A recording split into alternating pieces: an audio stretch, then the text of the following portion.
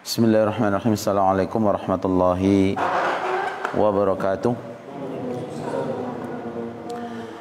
Alhamdulillah, wassalatu wassalamu ala rasulillah, la hawla wa la quwwata illa billah. Amma ba'du, fa ya ikhwatal iman, usikum wa nafsi bitaqwallahi azza wa jal, faqad faza al-muttaqun.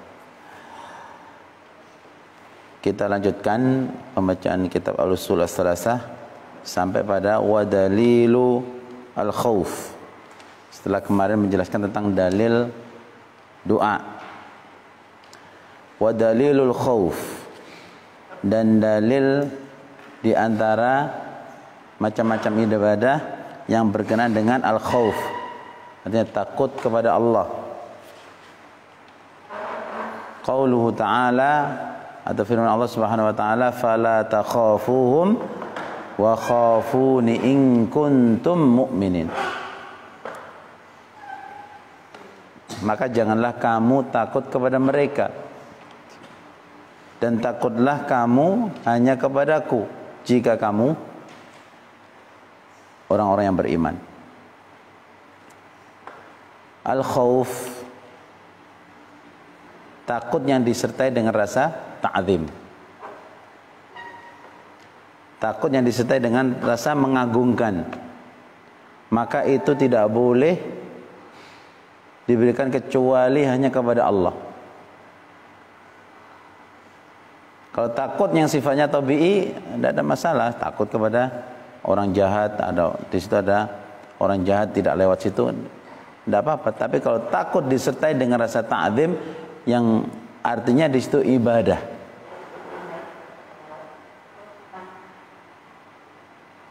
Takut kalau nggak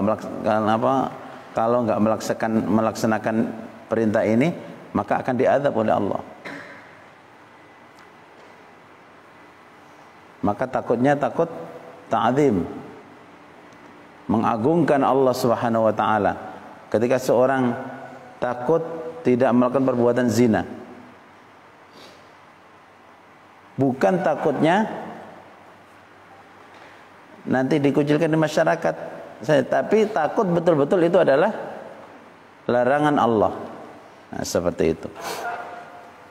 Nah, sifat-sifat takut seperti ini, takut berbuat maksiat, durhaka kepada Allah, ini nilainya adalah ibadah di sisi Allah Subhanahu wa taala. Takutnya hanya kepada Allah. Jangan, kalau takutnya kepada manusia, ketika tidak ada manusia dilakukan itu. Orang mencuri, takutnya kepada siapa? Kalau takutnya disertai dengan rasa ta'zim, maka takut itu akan bernilai ibadah di sisi Allah Subhanahu wa taala. Tapi kalau takutnya karena nanti takut ketahuan, maka dia akan melakukan perbuatan tersebut ketika ada kesempatan. Nah, itu berarti rasa takutnya kepada selain Allah. Nah, itu yang tidak boleh. Faham ya? Saya berikan contoh-contoh takut seperti itu. Wa dalilur raja. Yang berikutnya wa dalilur raja, dan dalil tentang ar-raja, sifat berharap.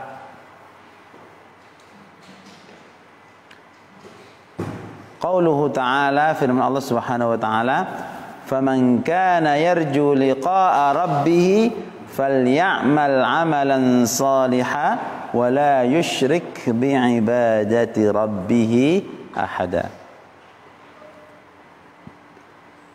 Dan dalil berharap. Berharap apa? Ya berharap Allah masukkan kita ke dalam surganya. Berharap apa? Berharap bisa ketemu Allah. Semuanya berharap. Mudah-mudahan kita bisa berjumpa Allah, bisa melihat Allah. Karena memang lilladzina amanul husna wa ziyadah, bagi orang-orang yang beriman itu balasannya adalah surga dan az-ziyadah. Az-ziyadah ditafsirkan bisa melihat Allah Subhanahu wa taala. Nah, itu maknanya berharap. Nah, apa yang kita lakukan kalau kita berharap bertemu Allah? Maka kerjakan amal soleh dan jangan mensekutukan Allah dengan sesuatu apapun dalam ibadah.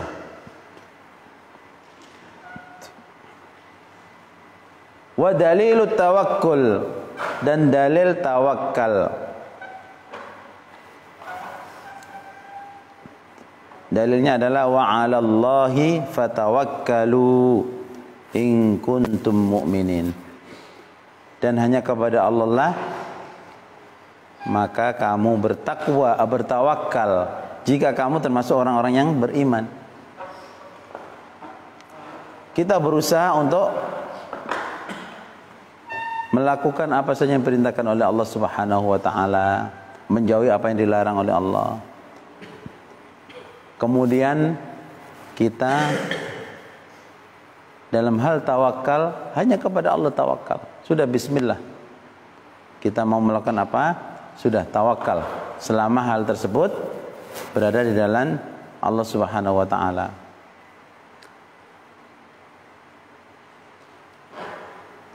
Wa may yatawakkal 'ala Allahi fa huwa hasbuh.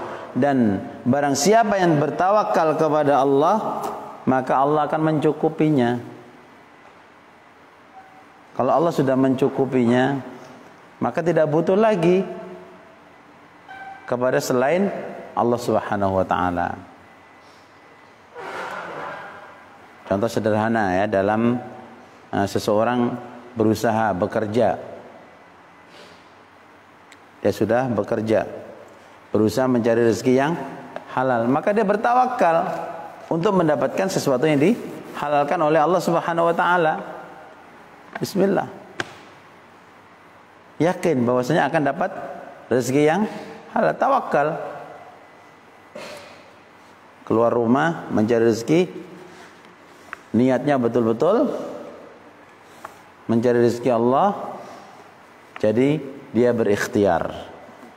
Kalau ikhtiar itu usaha yang diperbolehkan.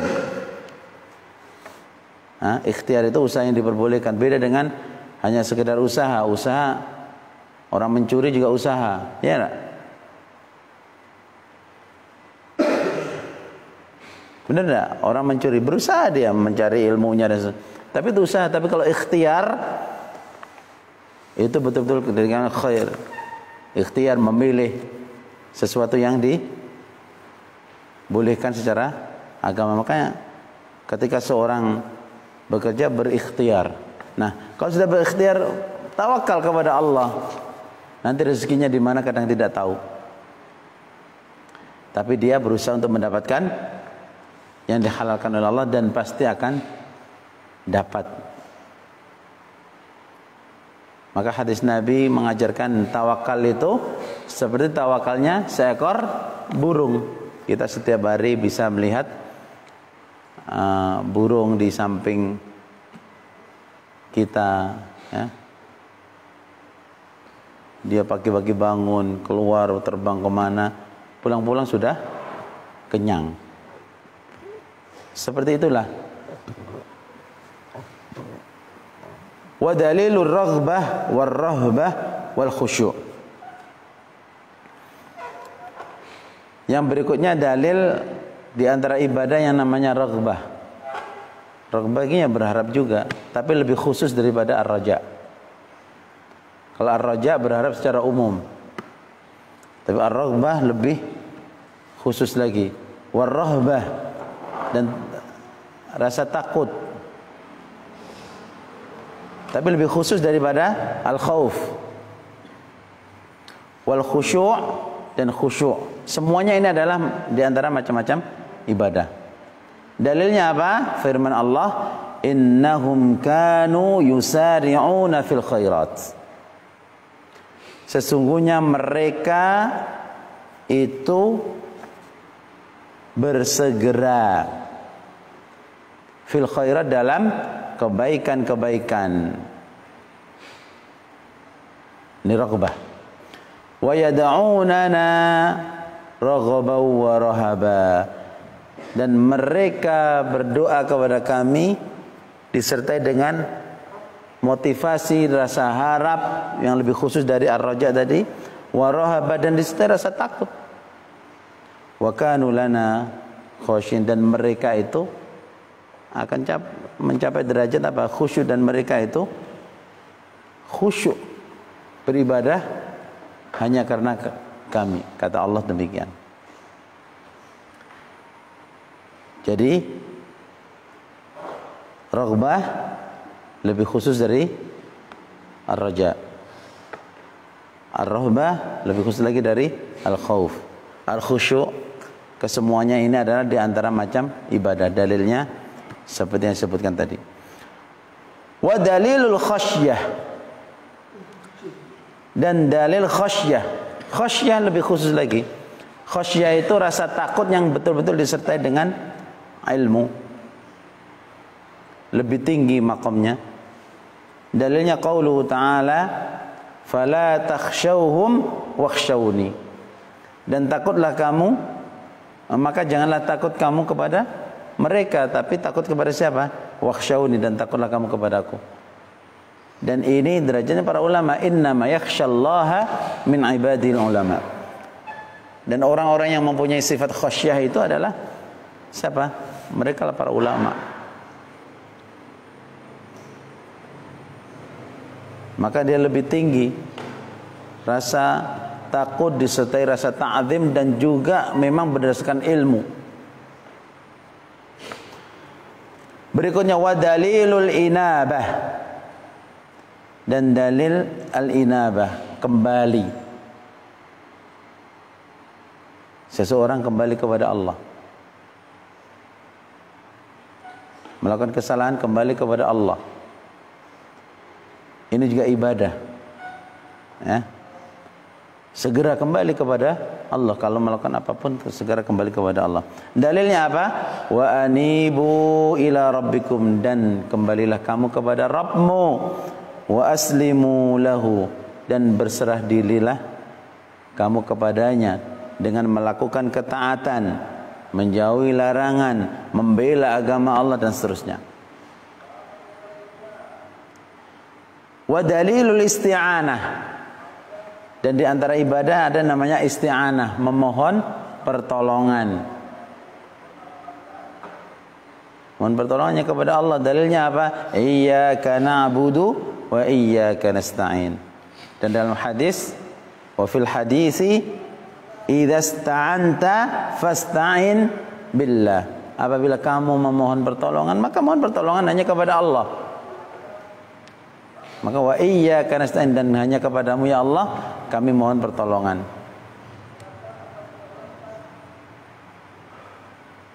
Wa dalilul istighasah, dan dalil istighasah. Istighasah ini sama, berdoa juga, cuman dia lebih khusus lagi dalam kondisi kepepet, dalam kondisi tidak ada pilihan, maka dikatakan istighasah. Tidak ada pilihan kecuali hanya minta kepada Allah. Kalau dalam surah Al-Anfal ini mengisahkan tentang perang Badar. Maka di sini diambilkan dalilnya dari firman Allah, "Idz tastaghitsuna rabbakum fastajaba lakum." Dan ini kondisi orang-orang yang beriman, dan istighasah di sini ya.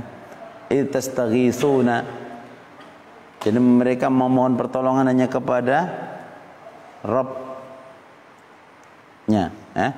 Istaghitsun, dan kalian beristighasah kepada Rabb kalian, lalu Rabb kalian mengabulkan doa kalian. Jadi ketika perang Badar, dan pada waktu itu tidak ada lagi pilihan kecuali perang. Kondisinya tidak seimbang. Ya, kondisinya tidak berimbang. Jumlahnya jauh lebih besar jumlah musuh. 300 dengan 1000, 3 kali lipat lebih. Maka secara Psikologis kalau tidak ada iman pasti sudah jatuh. Tapi karena punya iman maka di sini diingatkan. Ingatlah ketika kalian istastaghisuna rabbakum. Beristighatsah artinya di sini berdoa minta kepada Allah. Jadi lebih khusus lagi dalam kondisi tidak ada pilihan namanya istighatsah. Kayak kelihatannya kehancuran saja yang akan terjadi. Tapi karena beristighatsah hanya kepada Allah, Allah menjawab permintaan mereka para sahabat pada waktu itu dan dikirimlah bantuan bi alfin minal malaikati murdifin. Allah kirim dengan bantuan 1000 malaikat. Istaghitsuna rabbakum fastajaba lakum anni mumiddukum bi alfin minal malaikati murdifin. Jadi Allah bantu dengan 1000 malaikat dan Allah menangkan.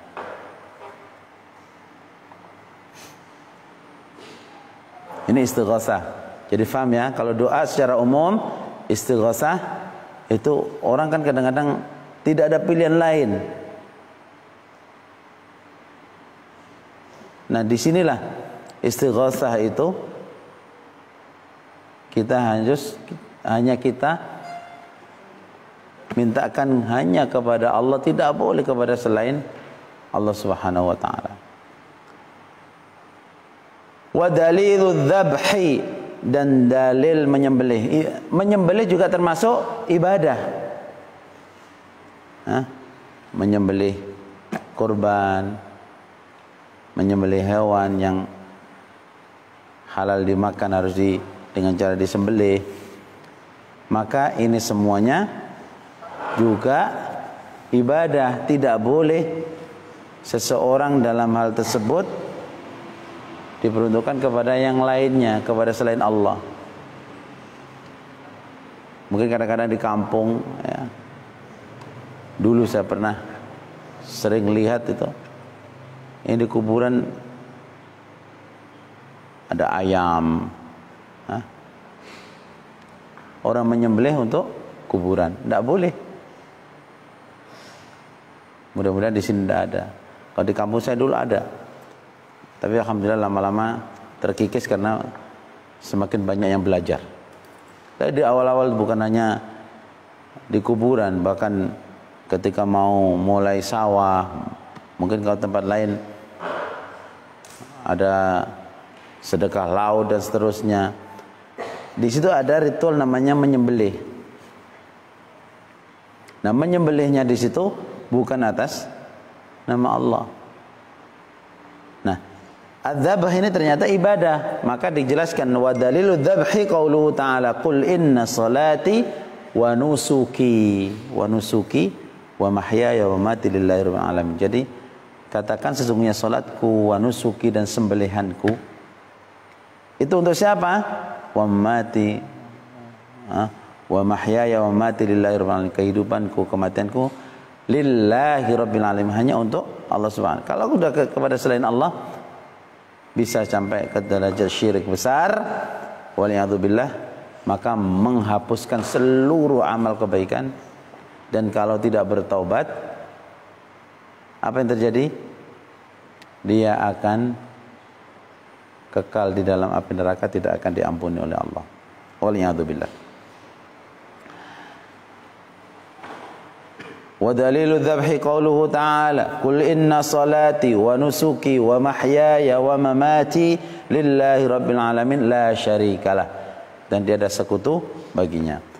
Wa minas sunnah, dan di antara dalil dari sunnah, la'anallahu man dzabaha li ghairillah. Allah melaknat siapapun yang menyembelih li ghairillah, untuk selain Allah. Ya, seperti tadi menyembelih sesuatu, menyembelih hewan, entah kambing, kerbau, ayam dan selainnya, ternyata untuk apa? Ya tadi, sedekah kuburan, sedekah laut, sedekah penunggu pohon ini dan seterusnya. Maka itu semuanya akan dilaknat oleh Allah Subhanahu wa ta'ala. Apa artinya laknat? Dijauhkan dari rahmat Allah. Jadi Allah tidak memberikan rahmat kepada orang-orang semacam ini. Maksudnya rahmat itu dijauhkan dari kasih sayang Allah. Ya. Wa dalilun nadri, dan dalil nazar. Nazar juga termasuk ibadah. Orang yang berjanji akan menyembelih ini kalau ini bernazar. Wa yufuna atau yufuna bin nadri wa yakhafuna yawman kana syarruhu mustatira. Itu dalilnya, ha? Mereka melaksanakan nazarnya dan mereka takut suatu hari yang mana syarruhu mustatira, yang keburukannya akan terus maka nazar ini jangan sampai nazar kepada selain Allah. Bernazar untuk bermaksiat kepada Allah tidak boleh. Nazar ini harus betul-betul hanya untuk ketaatan kepada Allah. Maka kalau ada orang yang bernazar dalam ketaatan, maka penuhi nazar tersebut. Tapi kalau ada yang nazar untuk melakukan kemaksiatan, maka batalkan nazar tersebut dan bayar kafarat. Nah, dari sini ini contoh di antara contoh-contoh ibadah, dan masih banyak lagi ibadah. Ini dicontohkan oleh muallif beberapa ibadah tadi, dan intinya Ustaz sudah sampaikan sebelumnya. Ibadah adalah setiap nama untuk perbuatan yang dicintai dan diridhai oleh Allah. Itu ibadah, ya. Jadi setiap nama untuk perbuatan yang dicintai dan diridhai oleh Allah, itu namanya ibadah. Kullu ismin yuhibbuhullahu wa yardahu. Jadi setiap nama untuk perbuatan yang dicintai dan diridhai oleh Allah, maka itu dinamakan ibadah. Kalau tidak diridhai oleh Allah, walaupun semua orang mengatakan baik, maka itu bukan ibadah. Ya. Contohnya apa? Orang yang gemar minum. Masyarakat di situ semuanya peminum. Maka mereka akan mengatakan bahwasanya minum itu baik. Di negara yang mendewakan kebebasan,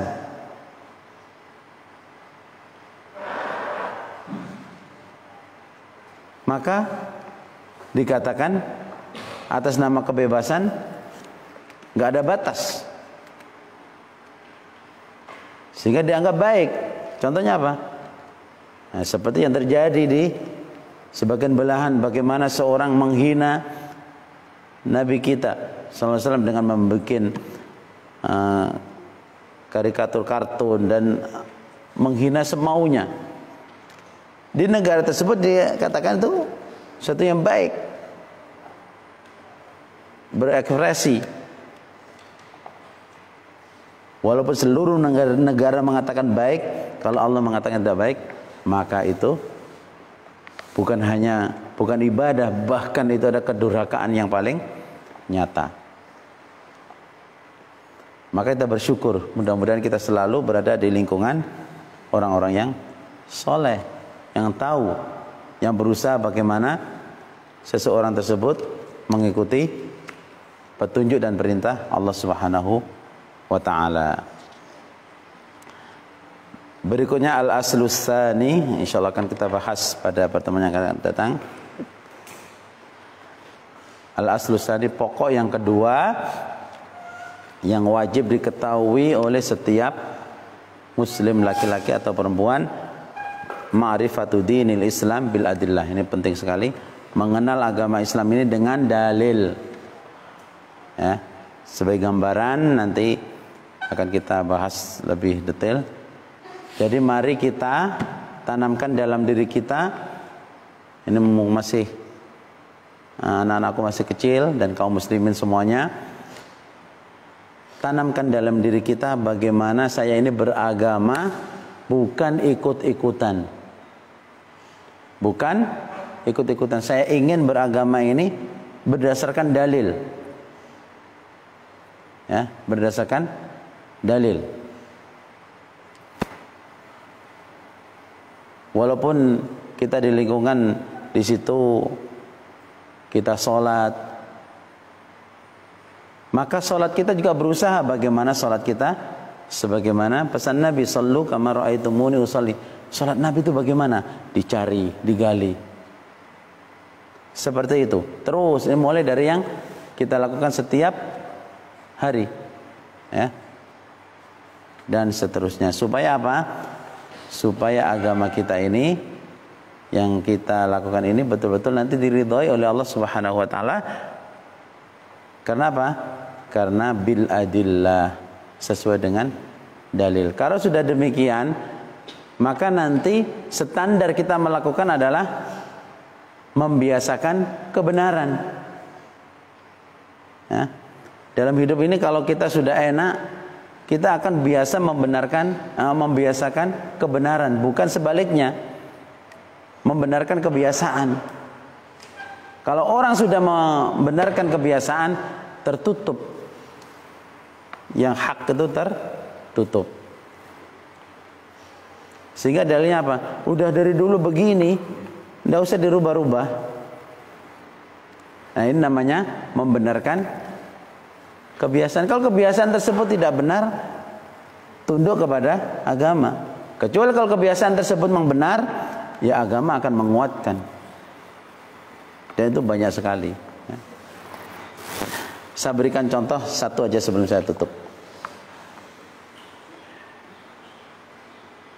Pada zaman dahulu ketika sebelum turun ayat yas'alunaka 'anil ahillah qul hiya mawaqitu lin-nasi wal hajj wa laysal birru bi an ta'tul buyuta min zuhuriha walakinnal birra man ittaqa wa'tul buyuta min abwabiha. Ini budaya kebiasaan, sebelum turun ayat ini. Namanya haji umrah itu sudah ada sebelum Islam. Nah, kebiasaannya apa? Kalau orang sudah keluar rumah mau melaksanakan haji atau umrah, kemudian sudah pakai pakaian ihram. Nah, ada sesuatu yang ketinggalan, maka dia balik ke rumah. Kebiasaannya adalah tidak lewat pintu depan. Lewatnya pintu mana? Naik ke dinding, lewat atap.